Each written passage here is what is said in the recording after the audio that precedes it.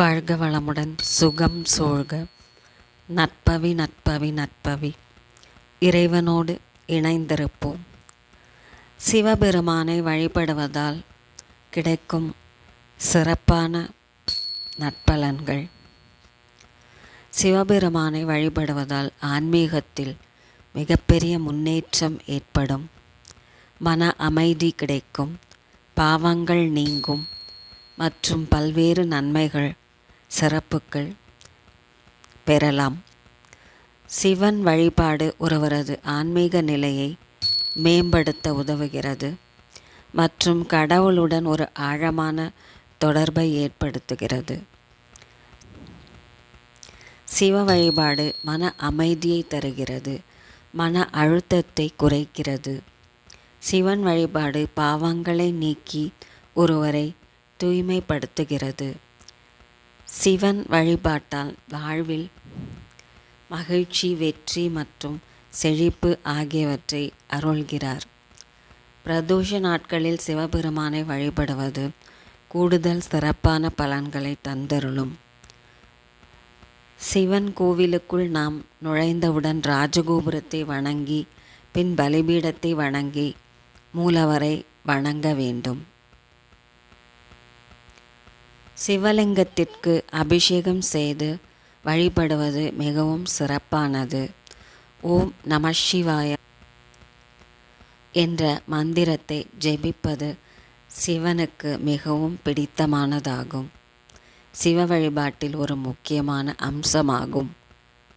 சிவபுராணம் படித்தால் சிவபெருமான் பரிபூர்ண அருளை பொழிவார். சிவன் கோயில்களுக்கு சென்று வழிபடுவது மிகவும் புண்ணியத்தை தந்தருளக்கூடியது.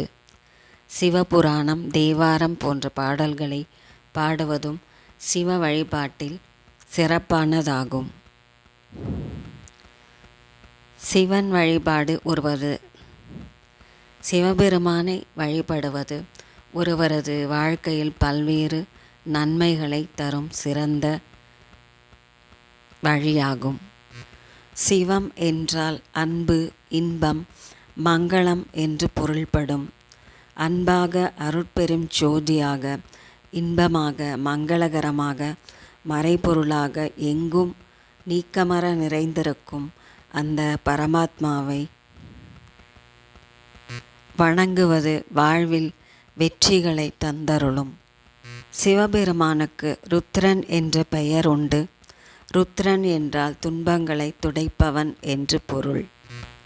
சிவபெருமானை முறையாக வழிபடுவதால் நம்முடைய கர்ம வினைகள் நீங்கும். தீய கர்மாக்களில் இருந்து விடுபட சிவனை வழிபடுவதே சிறந்த வழியாகும். மேலும் நம் ஆன்ம பலத்தை அதிகரிப்பதும் சிவ வழிபாடு.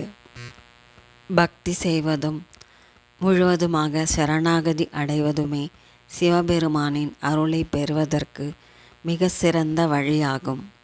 சிவனின் மந்திரங்கள் தினமும் உச்சரிப்பதால் அவரின் பரிபூர்ண அருட்கடாட்சத்தை பெற முடியும்.